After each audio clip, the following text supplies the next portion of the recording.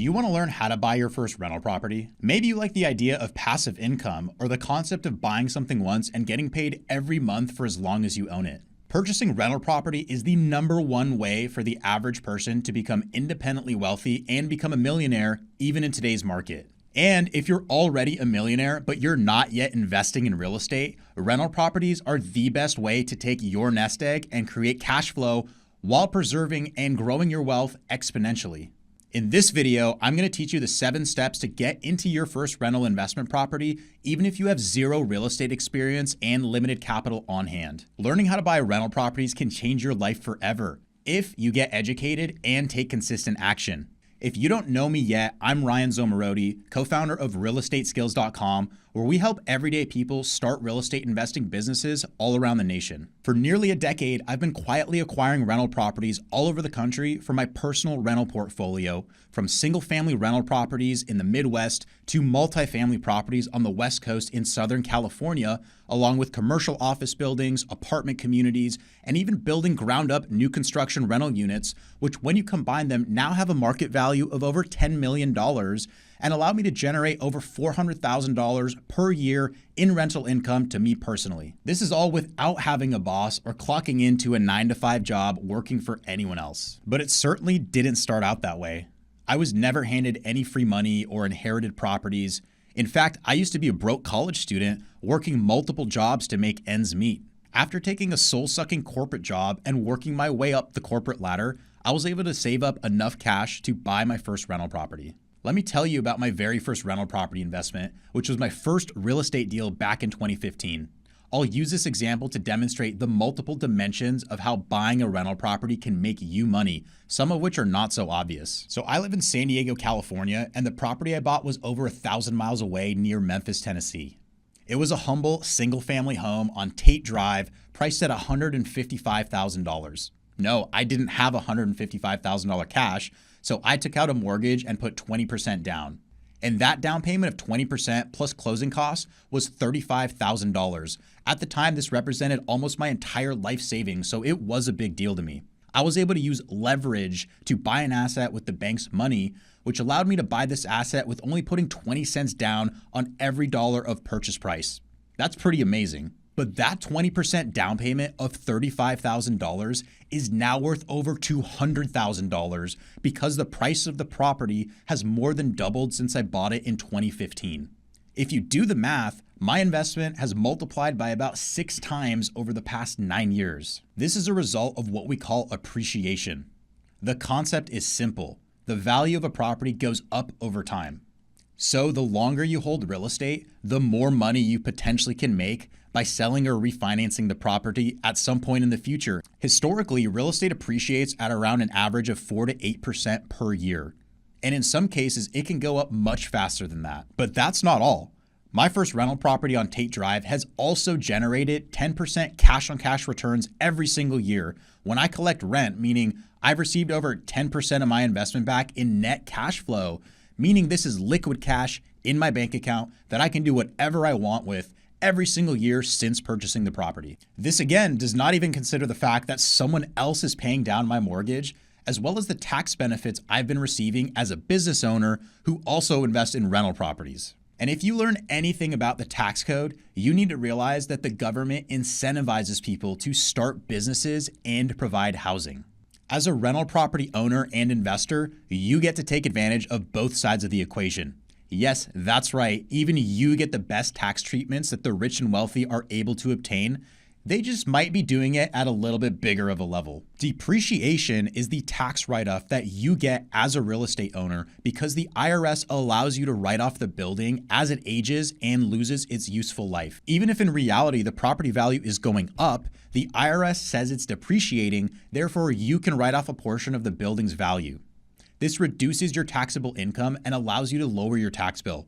It's not about the money you make, it's about the money you keep. There are even ways to do a cost segregation study and accelerate that depreciation so you can get a huge write-off and potentially reduce your taxable income to 0 depending on your personal situation. This all happened from just one rental property, and I own dozens of units, which over the years have made me a financially independent multimillionaire. This is just one example from my personal investing career of how I know real estate is the best plan to get wealthy and stay wealthy, because I'm living and breathing it. And that's exactly why I'm making this video, so I can help you get in the game and change your life by investing in rental real estate and learning how to buy your first rental property. If you're anything like me and my students, you probably don't want to rely on a 9-to-5 job to produce income for the rest of your life.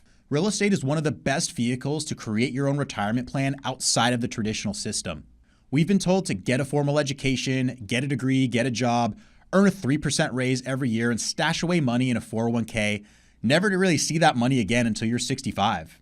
That plan just simply doesn't work anymore. You need to operate outside of the system to truly set yourself up for a comfortable retirement, and honestly, just to live a quality life. If you haven't noticed, things are getting expensive, and you can't afford to fail to plan ahead and create independent wealth for yourself.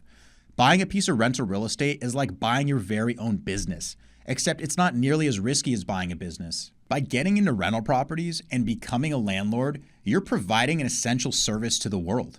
And if you do it right, you'll have people lining up, begging to rent your property and pay you every month. So let's talk about the steps to purchasing your first rental property. Be sure to stay to the very end because I'll share how I'm able to manage my rental properties while spending less than 4 hours per week. And if you want to learn more about how to buy your first rental property, join our free online workshop at realestateskills.com/webinar. The first step to buying your first rental property is to acquire an investor mindset and master your personal finances. In order for you to prepare for your first rental property investment, you must have the right mindset before buying a piece of real estate, and you absolutely must get your personal finances in order. For most people, buying a piece of real estate is an area where they may have limiting beliefs, like they may not be good enough or have the confidence to be offering hundreds of thousands or even millions of dollars to buy real estate, especially when they've never even seen that kind of money or don't have that money in their bank account. There are a lot of myths and misunderstandings about real estate that it's important to retrain your mind before taking the plunge and buying your first investment. Myth number one is that real estate investing is risky. In my opinion, not investing in anything is one of the riskiest things that you can do. The best investors are the most educated investors and can make the best investments and multiply their money significantly faster than those who have absolutely no idea what they're doing. Not having an education before investing in anything makes it risky. This is one of the reasons why Real Estate Skills exists, to help people make the right decisions and empower them to create a prosperous future for themselves and their communities. If you know how to analyze the financials of rental properties and how to conduct your inspections and due diligence, if you have a mentor or coach reviewing your deals, and you have a community of investors to bounce ideas with, and you're also well-versed in landlord-tenant laws, now you're effectively mitigating risk. Education is the key to minimizing your risk when investing in real estate. The second myth that people tell themselves is that I don't need to be an investor. The truth is that you absolutely do need to be an investor because your job will not take care of your financial future. If you ever want to retire comfortably or become financially wealthy, you need to become an investor. Your job is not going to take care of your financial wealth.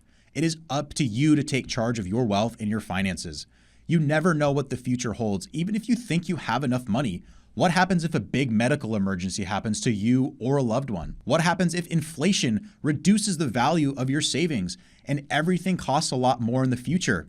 And by the way, that is exactly what is happening. Real estate is the best way to protect yourself since values and rents increase with inflation.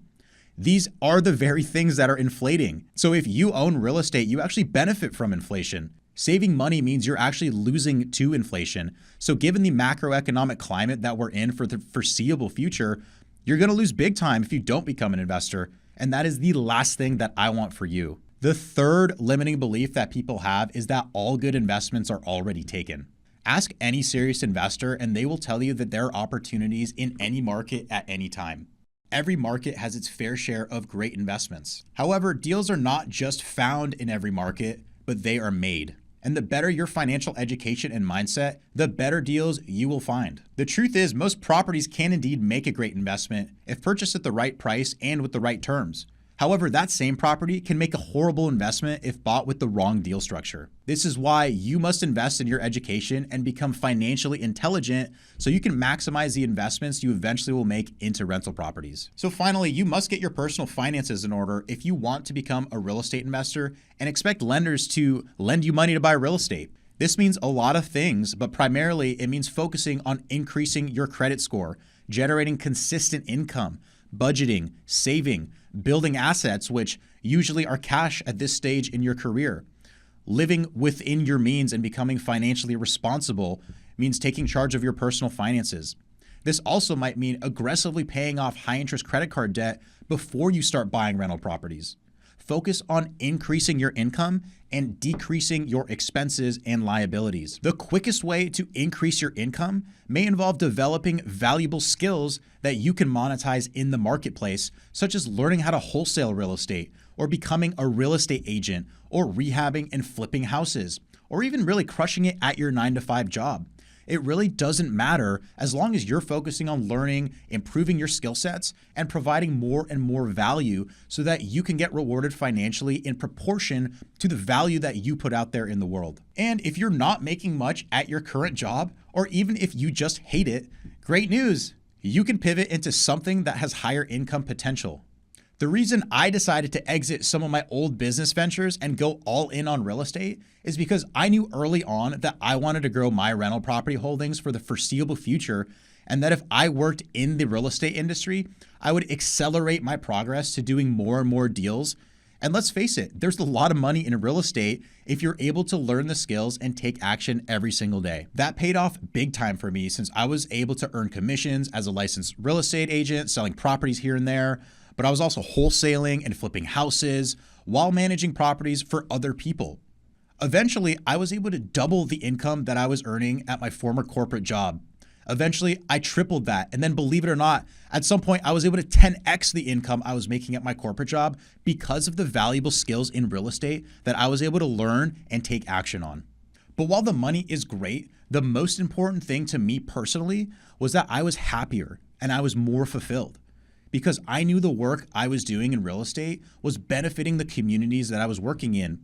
And at the same time, I was growing my skills and spending my time and effort where I could exponentially grow and get the largest returns on my time. I was finally doing work that I was excited about, and I knew I could grow it as big as I wanted to.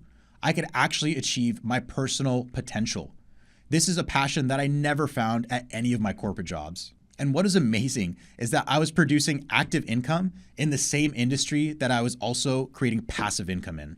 The synergies are phenomenal when you work and invest in the same real estate umbrella. This is why I suggest going all in on real estate investing. No matter how you create an income, you want to maintain an income that can more than cover your living expenses and avoid any lavish expenses that are unnecessary and don't contribute to your goal of acquiring assets and becoming financially independent. In today's social media world, everyone's concerned with looking rich at the expense of making themselves even poorer by buying luxury goods on credit and ultimately making themselves broke to impress other people.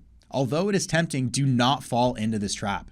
This is not the recipe to become financially independent and take control of your personal finances. Getting your credit score into the 700s and eventually into the 800s will allow you to borrow money from lenders at lower interest rates, which means cheaper money. Having a lower interest rate means you're paying less interest, resulting in a lower monthly payment on the same amount borrowed, so you're making more cash flow every single month. This ultimately allows you to make more and more deals pencil out and saves you more money in your pocket every month. Although it might seem like a little bit of a difference in interest rate, this can potentially save you hundreds of thousands of dollars over the life of your loan. Also, take the time to pay off high interest debt and take all of your debts seriously. Start building credit as early as possible, but be responsible with it. Make it a guiding principle to never be late on any monthly payments, as this can damage your credit. Try never to carry a balance on your credit cards and pay your bills in full. Treat your credit card like a debit card, like it's cash. Meaning don't spend what you can't afford to pay off immediately.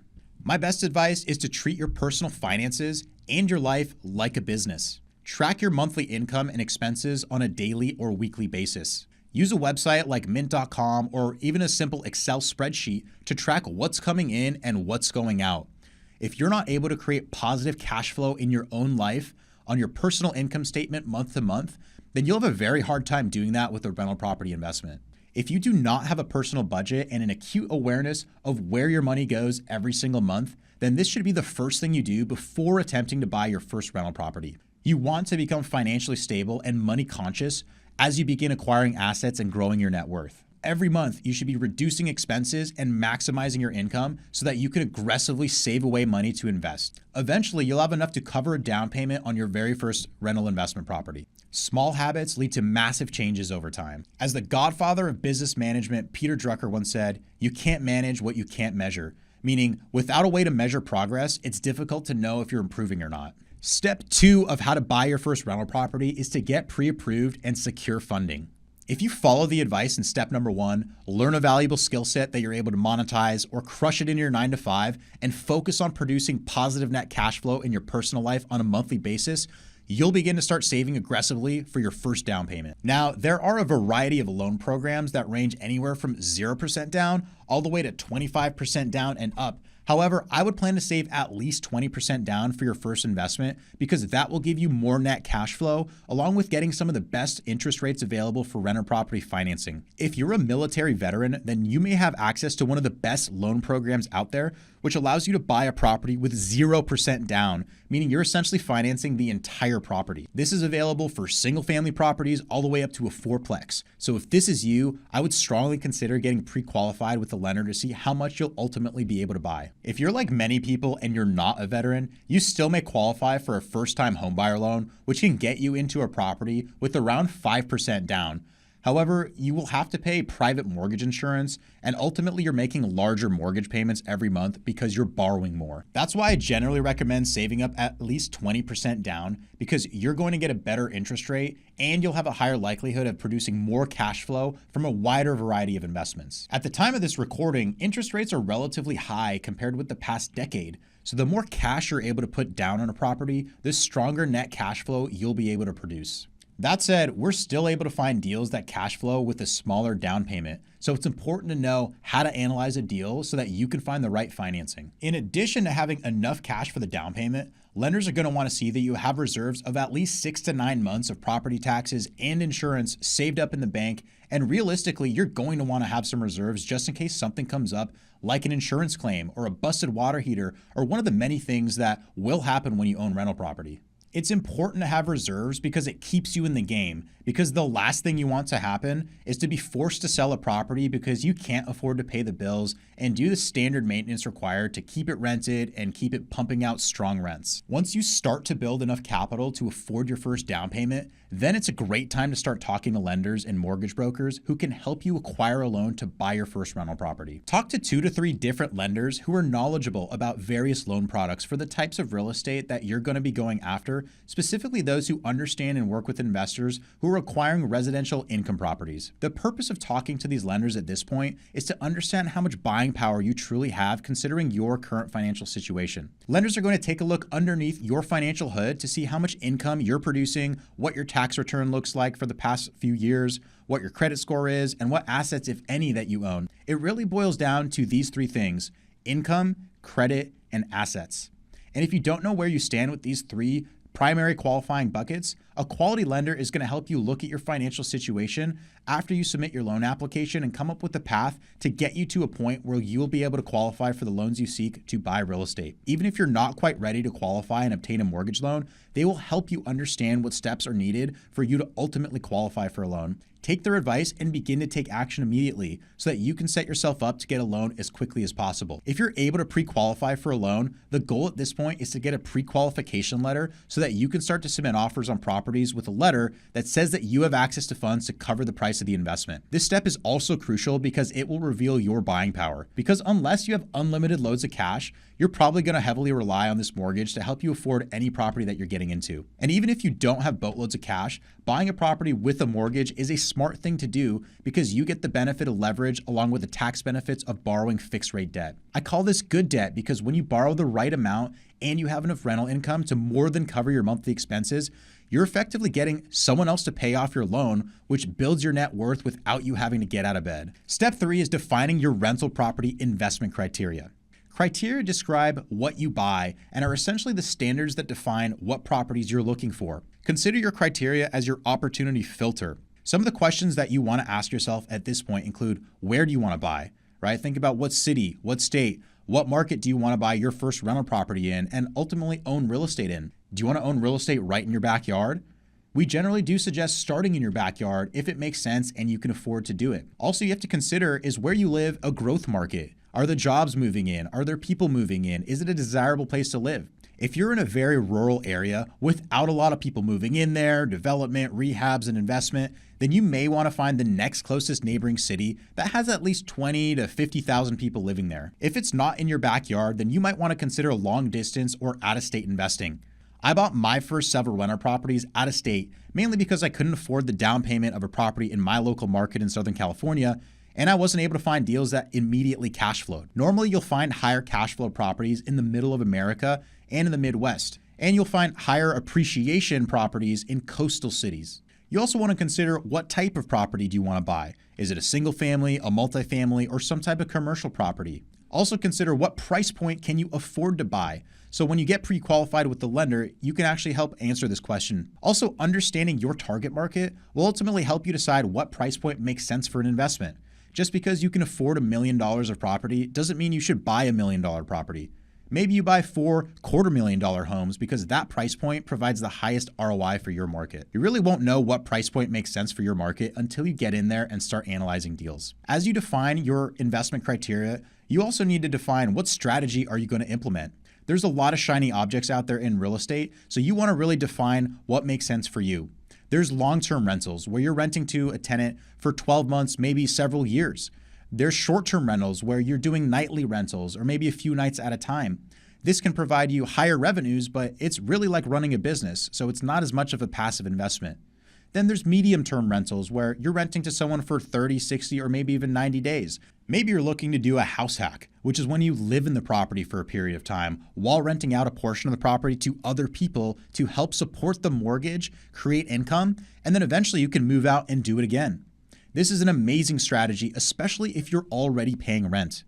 It probably makes sense to buy a rental property that you can live in and then start to rent out. Because why would you put your rent and pay someone else when you can apply that to your own property and start building equity? You might also consider buying a distressed property, right? A distressed asset where you have to rehab the property and increase the value and eventually refinance or sell it. This is what we call the BRRRR method, which stands for buy, rehab, rent, refinance, and repeat. So in addition to your criteria, you have to think about your terms as well. So terms are how you buy it. And these include everything such as the price, the down payment, financing, closing costs, essentially everything that's negotiable on a piece of real estate. So you're going to be seeing a lot of deals. When you implement what we teach here at Real Estate Skills, the opportunities are going to be abundant. There are deals everywhere, but not necessarily the deals that are a good fit for your personal investment portfolio. There are various types of income-producing real estate, and those fall generally into the categories of residential and commercial real estate.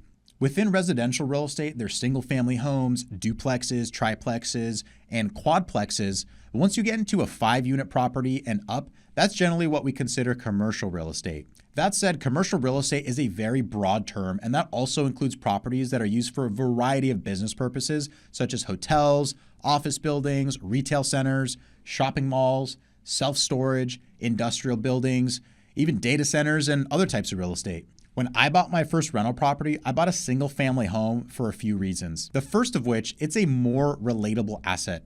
I've lived in single family homes and you probably have too. It was just a less intimidating type of investment.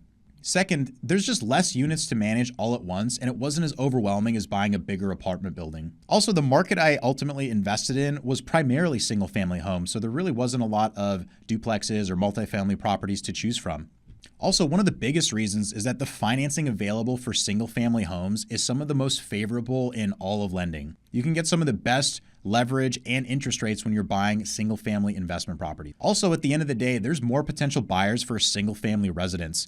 This includes owner-occupants who are actually going to buy the property and live in it, as well as other investors who have the same idea of buying and renting out properties. So when I was eventually going to exit the property, I had more options than only selling it to investors. Ultimately, you need to ask yourself, what are your real estate investing goals? What are you looking to get out of investing in a rental property? Are you looking to quickly replace your income from your W-2 job by buying enough cash flowing rental properties? Or are you looking to park some cash in a property that maybe doesn't have cash flow but can appreciate faster and grow your net worth? Are you looking for a house hack that you can eventually turn into a rental for a year or two?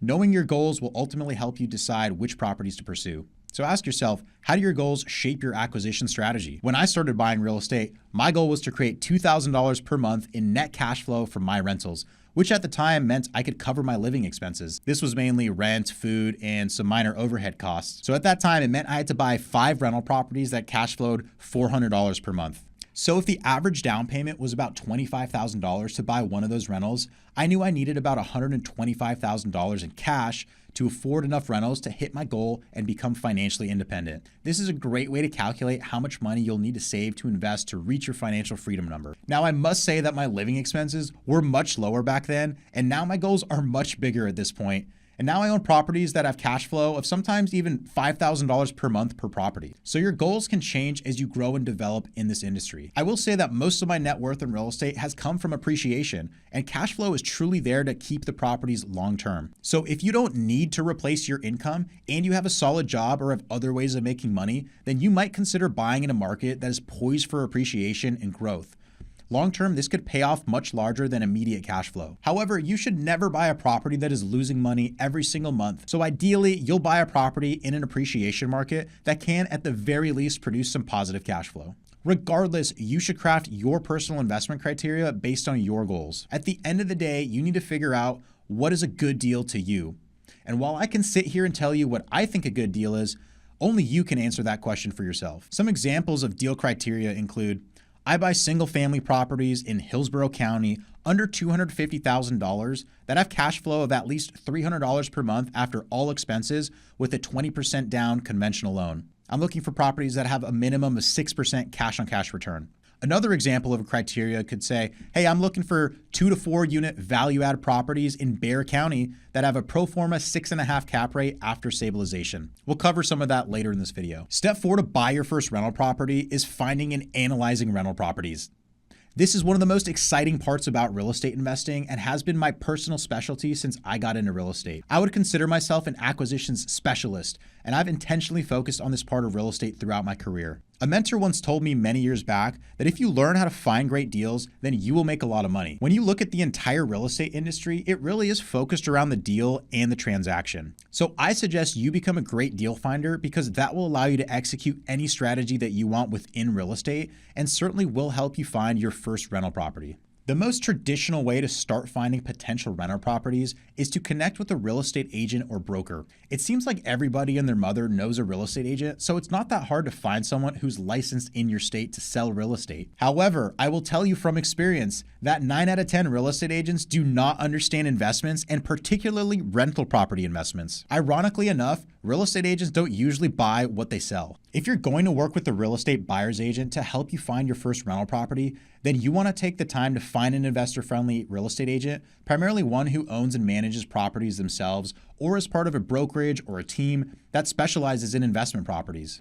You might be surprised at how many real estate agents have no idea what they're talking about when it comes to finding a great investment property. One of my favorite ways of finding an investment-focused real estate agent is just looking at Redfin or Zillow and finding the fixer-upper or rental properties that are listed there, and then contacting the listing agents of those properties. After some research, you might find that they're an agent who consistently has investment deals available. Another way to find an investment-friendly agent is to talk to property management companies in your area. Sometimes they get referred property management clients by real estate agents who sell income-producing real estate, so they may be able to give you a referral to an active agent who specializes in acquiring rental properties. I also think one of the best things to do when you're starting out in real estate is to attend Real Estate Investor Association meetings and start networking with the people there. I can't recall the last RIA meeting that I went to where there weren't at least a handful of agents there who were looking for more clients to do deals with. However, if you want to become an ultimate investor, you're going to have to learn how to find your own deals and analyze deals on your own because at the end of the day, you're the one who's buying the property and no one's ever going to pay more attention to your investment than you. The number one source of properties that I personally use to acquire real estate for my portfolio, which has resulted in millions in gains, is the multiple listing service, or the MLS for short.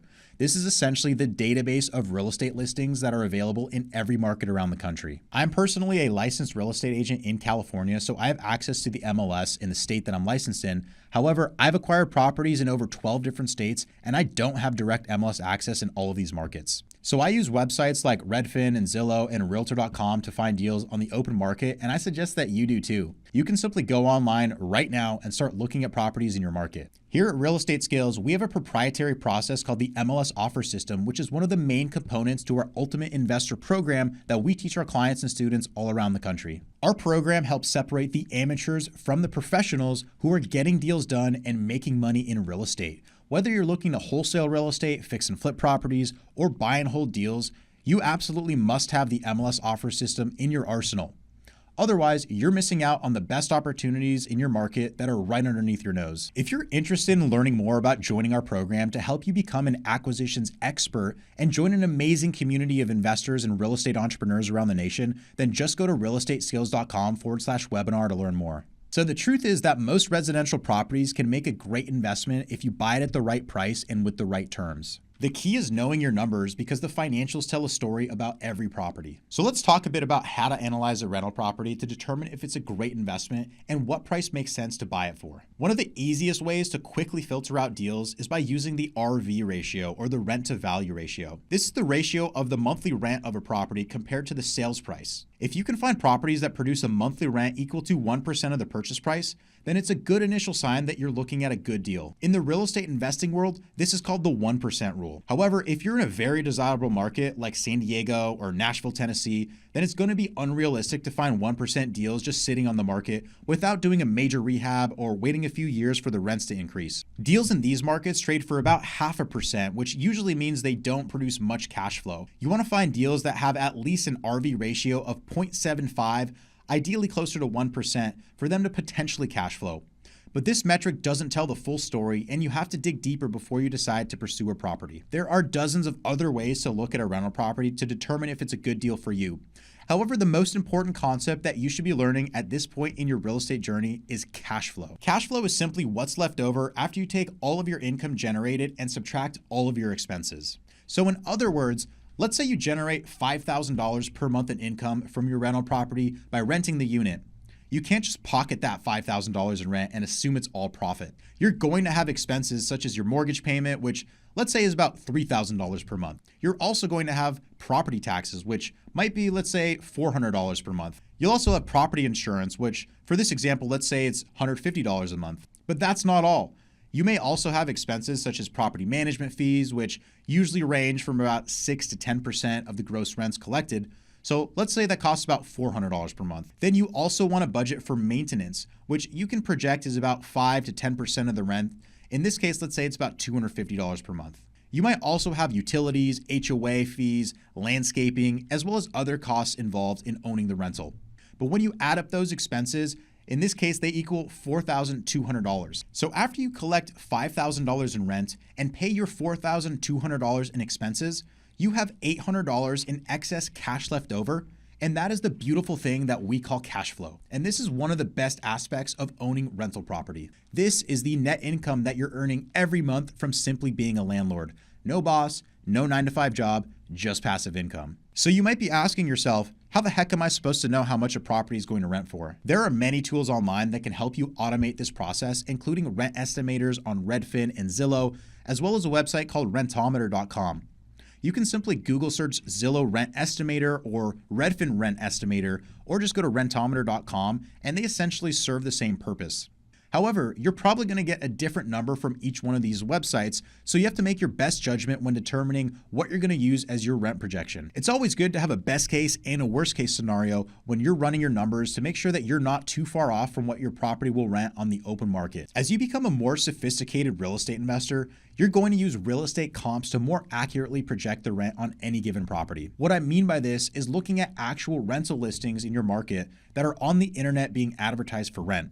When looking at these, you can also tell how many views a listing gets, how many contacts it gets, as well as how many days on the market it's been active, and if there's been any price reductions or maybe even price increases since it went live on the market. In a nutshell, you want to become experienced at looking at comparable rentals, properties in similar location, condition, size, bed bath count, and ultimately compare apples to apples with a property that you're considering to buy as a rental property. This will ultimately help you come up with the more realistic projection of what your rental house can get on the market without being too aggressive, but also not being completely under the market. It's your job as a real estate investor and property purchaser to become an investigator to truly understand what income a property can produce, as well as the expenses that a property will incur. As for the expense projections, you can start by asking the seller or their agent to provide you with a profit and loss statement, utility bills, receipts, or really any other proof of expenses about a particular property. When you get to understand properties in a given market, you can become very quick at predicting and estimating these expenses so that you don't have to talk to a seller or an agent for every property that you're analyzing. Investors often use percentages to estimate what portion of the rent will be allocated to cover certain expenses.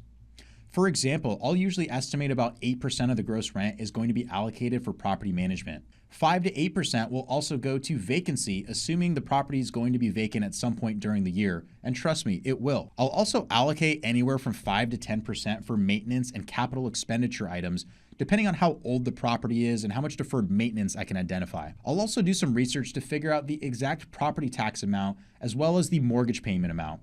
It's very easy to find out how much your mortgage payment will be by searching Google for a mortgage calculator, typing in your purchase price, interest rate, and down payment. Then you'll be quickly able to find out how much that will amount to. If you'd like me to make another video walking through my rental deal calculator, let me know in the comments below and I'll be sure to make a follow-up video if there's enough interest in me doing so. So once you've determined how much your property will rent for, as well as your monthly expenses, then you simply subtract your expenses from your income. This will give you your net cash flow on a monthly basis, and then you simply multiply that number by 12 months to arrive at your annual net cash flow. Once you've figured out how much cash flow your property produces every single year, congratulations, you're really starting to understand how income real estate works. However, it doesn't stop there. Let me ask you something. Would you be satisfied if you were making $5,000 per year in cash flow, but you had to invest $1 million of your own cash in the property to get that amount of passive income? I'm not sure about you, but I definitely would not be satisfied with that. That would be a horrible return. So while any passive income is fantastic, we also have to consider the amount of cash we put into the deal to achieve that level of net cash flow at the end of the year. This is where we arrive at one of the most important financial metrics that I'd like you to understand at this point in your journey. This is called cash on cash return. While there are many other ways to analyze a rental property, this is one of the most important metrics that you should use to determine how much cash flow you're producing in relation to your total investment in the deal. Cash on cash return is calculated by taking the total amount of net cash flow your property is projected to produce at the end of the year, then dividing it by your total cash invested in the deal. The formula for cash on cash return is total annual cash flow divided by total cash invested. This equals your cash on cash return, which is expressed as a percentage. This formula is worth writing down. Take the time to practice this exercise on many properties. Doing this math in real estate and learning how to analyze a real estate deal is one of the most important and valuable skills in real estate investing. I have literally done this over 1,000 times on over 1,000 properties in my career, so it comes naturally to me at this point. The more you do it, the more confident you will become. I want to take a moment to talk about cap rate and the importance of cap rate in commercial real estate. Commercial real estate is all about producing net operating income. Net operating income, or NOI, is simply the total revenue on a property minus the total operating expenses. So I won't go into all the details here, but NOI is different from cash flow because it doesn't factor in mortgage payments or capital expenditures. The capitalization rate, or cap rate, is the percentage of a property's value that comes from its net operating income. For example, if a property produces $10,000 in NOI and the asking price is $200,000, then the property would be considered to have a 5 cap rate. You simply take the NOI and divide it by the market value or purchase price of a property to arrive at the cap rate. If properties are trading in your market at a 5 cap rate, then for every dollar of NOI increase, that equates to $20 in increased market value of your property. So in commercial real estate, the game is all about acquiring streams of NOI, then increasing that NOI. And the only ways to increase your NOI is to increase your income and decrease your expenses. This can result in massive gains in value for real estate investors. For example, I have a rental property that has been rented to the same tenant for 4 years at around $8,000 per month.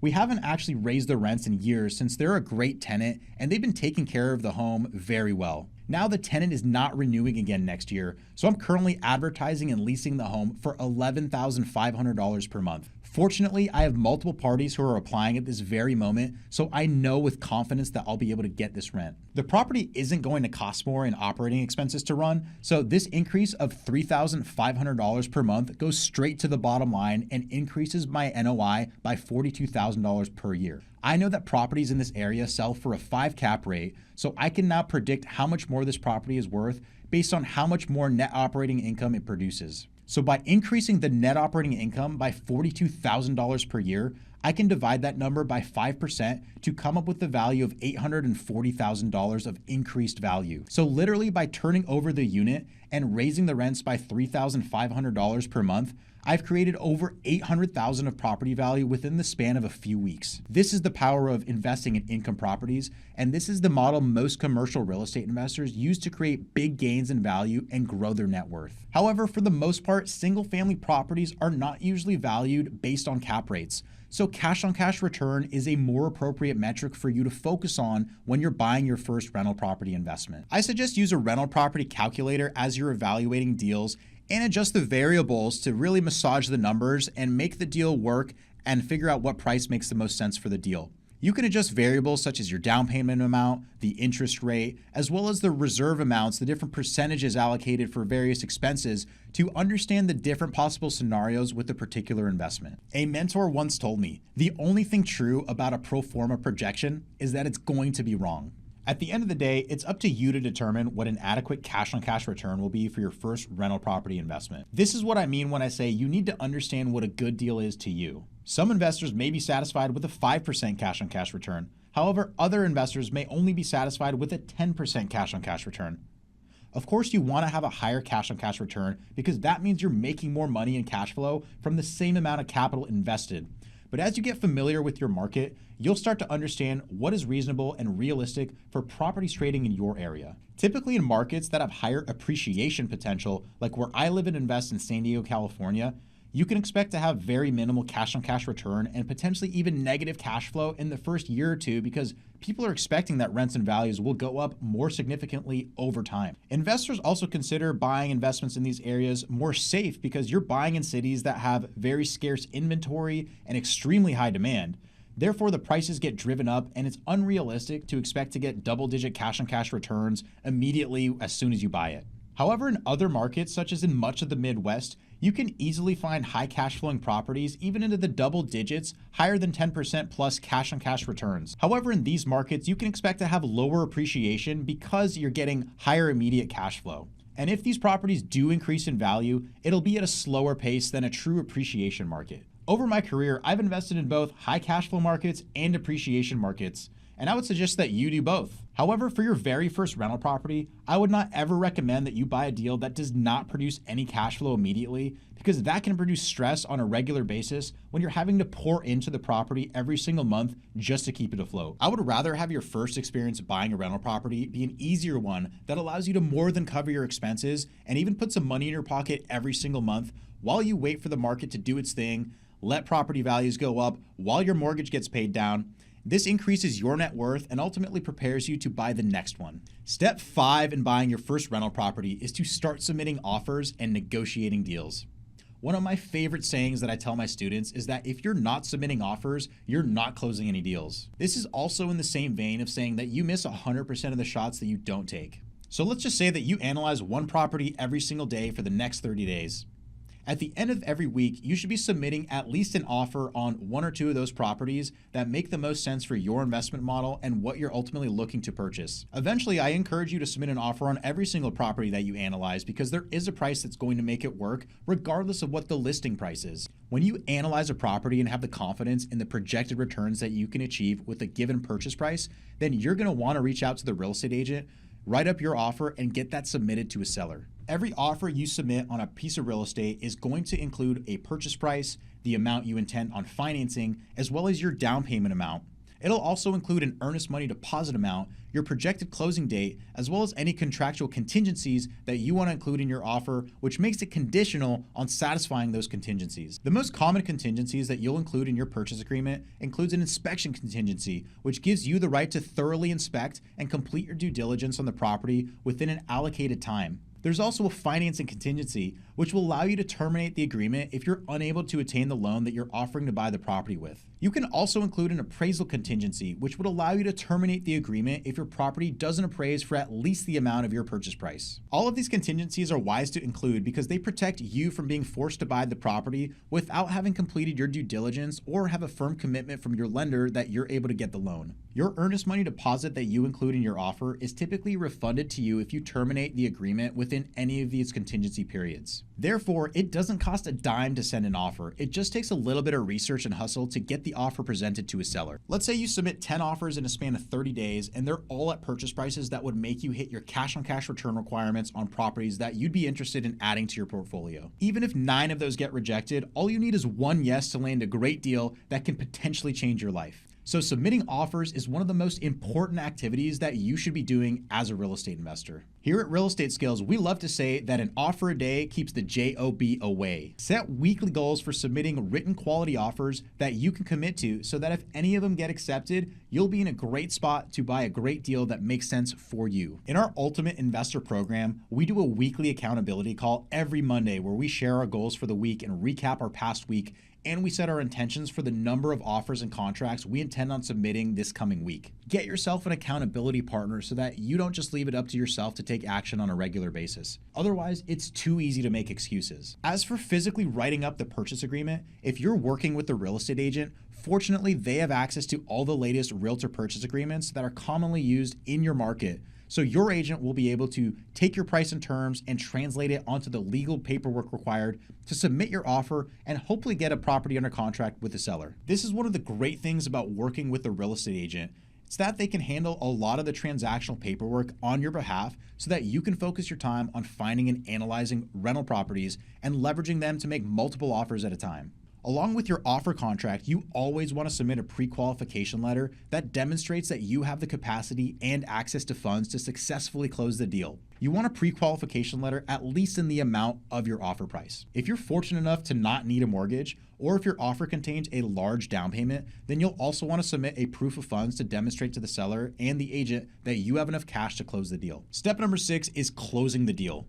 Eventually, after submitting enough offers, you'll get an accepted contract, which means you're now opening escrow and on the path to close your very first investment property deal.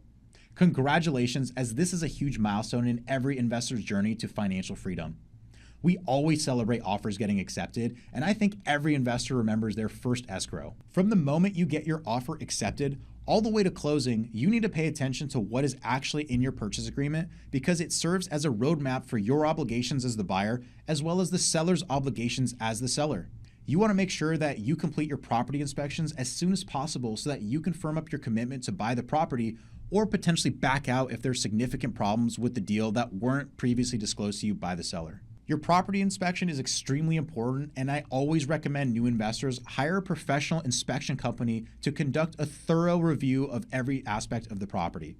You definitely don't want to be purchasing a property that has significant problems because renovations can get complex if you don't know what you're doing. This is why it's important to get an inspection done and have a physical inspection report because you can also use this as leverage to ask for a better purchase price or even a credit at closing or perhaps negotiate that the seller repair certain aspects of the property prior to you closing on it. If you're buying a property that already has a tenant in place, then you're going to want to review and inspect all of the current leases on the property to make sure that it aligns with everything that you've been told about the property.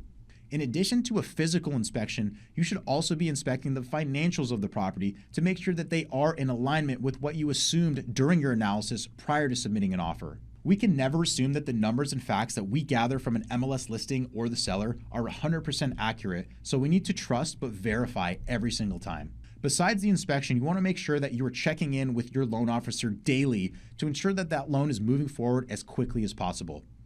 I'll tell you, from my experience, loan officers and mortgage companies are notoriously slow and often cause delays for closing, which can be very stressful, especially if a seller is giving you a hard time for causing delays. Your lender will be asking you for every financial document that you can imagine, from pay stubs to tax returns, credit scores.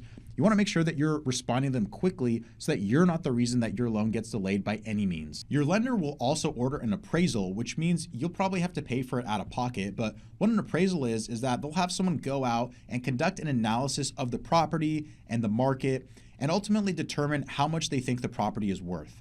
If your appraisal comes in at or above your purchase price, then you're in good shape and you can remove your appraisal contingency. If your appraisal comes in lower than your purchase price, then this is an opportunity to negotiate a lower purchase price, or you might have to come out of pocket to cover the gap if you're unable to negotiate a price reduction. This is why the appraisal contingency is important, because if the seller's not willing to budge on the price and your property doesn't appraise, then you can terminate the agreement and walk away without any consequences. So once you've removed all your contingencies, then you'll be closing on the property on your scheduled closing date. Make sure you review the settlement statement in detail to ensure that you understand all the costs involved with closing on the property and that there aren't any unnecessary fees that you're unaware of. If you were able to negotiate any seller credits, make sure they're on the closing statement. Sometimes escrow and the title company can miss these things, so it's up to you to ultimately check the settlement statement so that it accurately reflects the transaction that you're closing on. One of my secrets to ensuring the most cash flow from a rental investment is to begin advertising my rental before I actually own the property. If possible, you want to get the seller's approval to begin advertising the property if you're buying a home that's vacant and rent ready, so that you can start generating leads for your potential tenants who can move into the property shortly after you become the owner of it. Vacancy is one of the biggest expenses in real estate because you're not collecting any revenue if there isn't an active tenant in the property. So I always make it a point to begin advertising and showing and even signing leases on a property before I become the owner so that I can have a tenant move in as quickly after closing as possible. I once purchased a 10-bedroom house near a college campus that I was able to lease each individual bedroom within the 30-day escrow period. And I was even signing leases and collecting security deposits before I removed all my contingencies and was for sure buying the property. It was a stressful time and it was definitely a bit of a risk, but it all worked out in the end and I was able to have a fully occupied property with 10 signed leases and I was already collecting rent just 4 days after closing. Step number 7 is the final step, and that's managing your rental investment property. So once you close on your first rental investment property, you're going to need to decide if you're going to manage it yourself or if you're going to hire a third-party property management company. For my first rental property investment, I hired a third-party property management company because the rental property I purchased was across the country, over 1,000 miles away, and there was no way I was in a position to manage it better than a company that was on the ground. Fortunately, the agent I worked with to buy the property was also affiliated with the property management company, and they've been doing a phenomenal job with that property ever since I bought it. Unless your first rental property is within an hour of where you live, I would definitely not recommend managing it yourself. Property managers typically take about 8% of the gross rent collected, which honestly doesn't amount to that much with an average rental. So you're better off spending that money to hire a property manager so that they can take care of your investment and you can focus on generating more active income and getting a better return on your time. This will also allow you to scale and buy more properties without having to worry about advertising, leasing, repairs, and turnovers, because these things actually do take a lot of time and expertise to do it right. And there's a lot of legalities and rules around property management that will take time for you to learn and for you to make sure that you're in full compliance with your local laws. Therefore, if you don't have any experience in real estate or property management, I always recommend hiring a property management company so that you can learn from them and maybe eventually you can take it over if that's something you want to do and it makes financial sense. You're going to want to review and sign a property management agreement with any manager that you hire. Do your best to understand the fees involved in their contract and ask questions on anything that you don't understand. I currently work with multiple property management companies around the country, and most of them have similar fee structures where they charge a percentage of the gross rents collected, as well as a leasing fee of anywhere between 25% and 50% of the first month's rent. Some managers will charge a full month's rent as a leasing fee in addition to a monthly percentage of gross month's rent collected. However, I personally don't like paying more than half a month's rent in leasing fee in addition to 8% of the rent collected, because then it starts to really impact my return on investment. Some property managers will try to nickel and dime you to death, so just make sure that they aren't upcharging your repairs and maintenance too much or collecting fees from your tenant for things like bounce checks or just for serving them notices. Keep in mind that everything is negotiable, and there are usually dozens of property management companies in every market that you have the ability to shop around with. Talk to multiple property management companies and ask them the same questions so that you can start to get a feel for who is more competent and capable when managing your investment property. If you would like to get our property management questionnaire that is specifically designed to help you interview property management companies, then go ahead and leave a comment below and I'll send you a link where you can download our Real Estate Skills Property Management Company questionnaire. If you're not sure where to find property management companies, I would start by asking the agents that you worked with in your transaction and any other investment-friendly real estate agents, as they will always have referrals for property management companies. You can also look at Zillow or apartments.com at actual rental listings to see which management companies are listing rentals that are similar to yours and call them to see if they want to chat with you about managing your new rental property. I also love getting referrals from other investors in the market. So as you start networking and meeting other investors who own properties in your area, ask them who is managing their properties and if they're doing a great job. In addition to working with several different management companies that handle some of my portfolio, I still self-manage some of my properties. The reason for this is that some of them are very low maintenance and they've been either built as brand new construction or were recently renovated, and they're just great properties to own as they lease out very quickly and I know them like the back of my hand. I've also gained a lot of property management experience over the past decade, and I'm a licensed agent, so I have access to all the latest forms to lease. And I also use property management software to make it easier to collect rents and manage my units by myself. If you do self-manage your units, I highly recommend using a comprehensive property management software such as Hemlane, which is designed for small landlords to easily advertise their properties across multiple platforms, screen tenants, and collect rent automatically from their tenants, and simply manage their entire portfolio from their desktop. I recently started using their software and I've been very impressed with some of the features such as their advertising and rent collection, as well as their repairs network, all at a much cheaper price than hiring a third-party property manager. I'll leave a link below in the description if you want to check them out for yourself. They offer our audience a free trial of their software, so there's no risk in checking it out for yourself. All in all, I use third-party professional management for about 80% of my portfolio, and I self-manage about 20% of my rental properties. So what I love about this business is that it's infinitely scalable because you can ultimately delegate almost everything to other people and buy as many rental units as you can possibly afford. However, you still need to manage your portfolio and make sure that all the numbers add up and make sure that anyone you're delegating work to is doing a good job and your managers are keeping rents competitive and keeping your rental occupied and minimizing vacancy. If your property manager isn't doing a good job, then you might have to fire them and find a new one. But this is one of the reasons why I got into real estate investing, and particularly rental properties, is because I could continue to acquire rental real estate and grow my portfolio while literally being able to manage it from my laptop or from my cell phone and be anywhere in the world while my business essentially runs itself. I love to travel, I love to see the world, and I don't particularly love going into an office if I don't have to. So the beautiful thing about building your rental business is that the income will come to you no matter where you are in the world once you get your business set up, your systems running, and your portfolio rocking. All it takes is that first rental property. With its cash flow, tax advantages, leverage, and appreciation potential, even the most simple and boring looking real estate investment can lead incredible results if you put in the work and take action. Buying my first rental property changed my life, and I can't wait to hear about how it's changed yours. So just to recap, we covered a lot in this video. We covered the 7 steps to buy your first rental property. So now the main thing to do is for you to take action. You need to take action or else nothing else is going to happen in your real estate business, for your real estate portfolio, and for your wealth. I love the saying that the best time to buy real estate was 30 years ago, but the next best time to buy is right now.